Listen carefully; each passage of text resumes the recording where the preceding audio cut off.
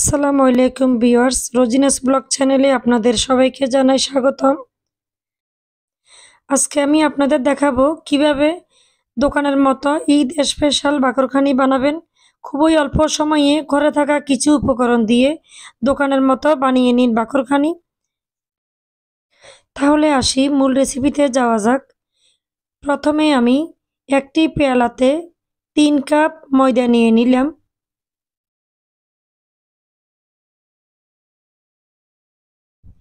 3 cup ময়দার সাথে এখন আমি পরিমাণ মতো লবণ দিয়ে দিলাম। এখন এই উপকরণগুলো খুব ভালো করে হাত দিয়ে মেখে নিব।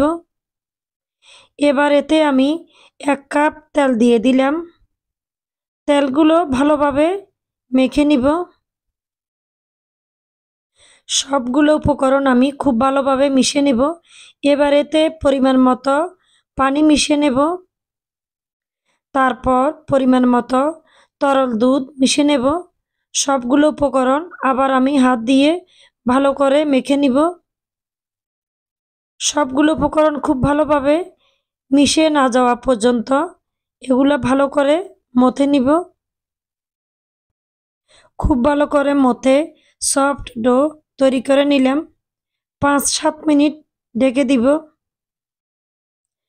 5-7 মিনিট পর ঢাকনা খুলে এই ডো আবার ভালো করে মথে নিব।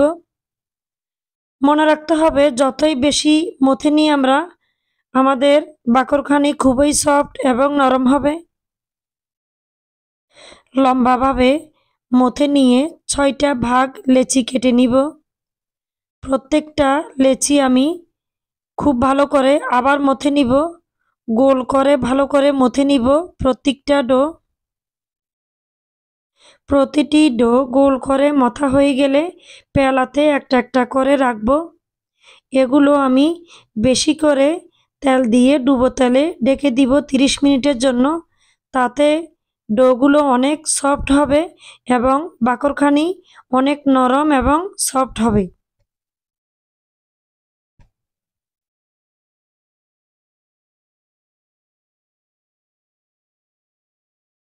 30 মিনিটের জন্য ঢেকে দিলাম। এবার শিরা বানিয়ে নেব। 1 কাপ পানি 1 কাপ চিনি দিয়ে শিরা বানিয়ে নেব। ভালো করে নেড়ে ঢেকে দিব।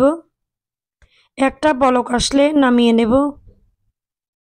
চাইলে আমরা চিনির শিরা স্কিপ করতে পারি। যদি আপনারা মিষ্টি বাকরখানি পছন্দ করেন তাহলে চিনি শিরা দিয়ে খাবেন। আর যদি ঈদ স্পেশাল মাংস দিয়ে খেতে চান তাহলে শিরা দিতে হবে না।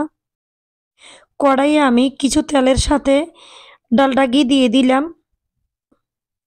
ঘির মিশ্রণ গরম হলে একটি পেলাতে ঢেলে নিব। এবার 30 মিনিট পর ওই তেল থেকে একটা একটা করে ডো তুলে রুটি বানিয়ে নেব। প্রতিটি রুটি পাতলা হবে এবং অনেক বড় হবে।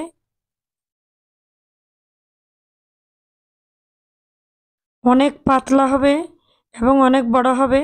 রুটির গায়ে ডালডা ঘি ও তেলের মিশ্রণ দিয়ে ভালো করে মেখে নিব।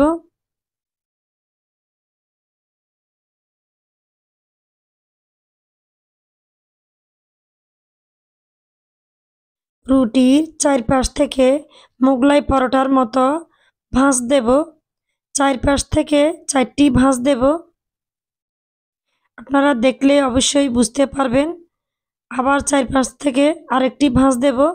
দিয়ে উল্টো পিঠে সুন্দর করে বাকরখানি বেলে নিব। বাকরখানির সাইজে সুন্দর করে বেলে নিব। এভাবে আমি প্রতিটি বাকরখানি সুন্দর করে বেলে নিব।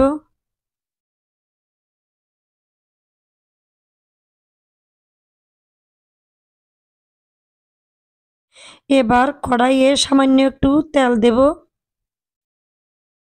বাকরখানি দিয়ে দেব। অল্প আঁচে 10 মিনিট ভাজি করব। উল্টে পাল্টে দেব। 10 মিনিট লো হিটে বাকরখানি তৈরি করব।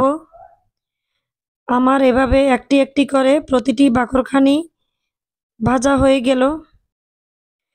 বাকরখানি শিরার মধ্যে দিয়ে দিলাম। যদি আপনারা কেউ শিরা পছন্দ না করেন যদি মাংস দিয়ে খান তাহলে শিরে স্কিপ করতে পারেন। ঠান্ডা বাকরখানি গরম শিরেই দিলাম আমি। এভাবে প্রতিটি বাকরখানি উল্টে পাল্টে তৈরি করে নিলাম। হয়ে গেল আমার ঈদ স্পেশাল সুন্দর বাকরখানি।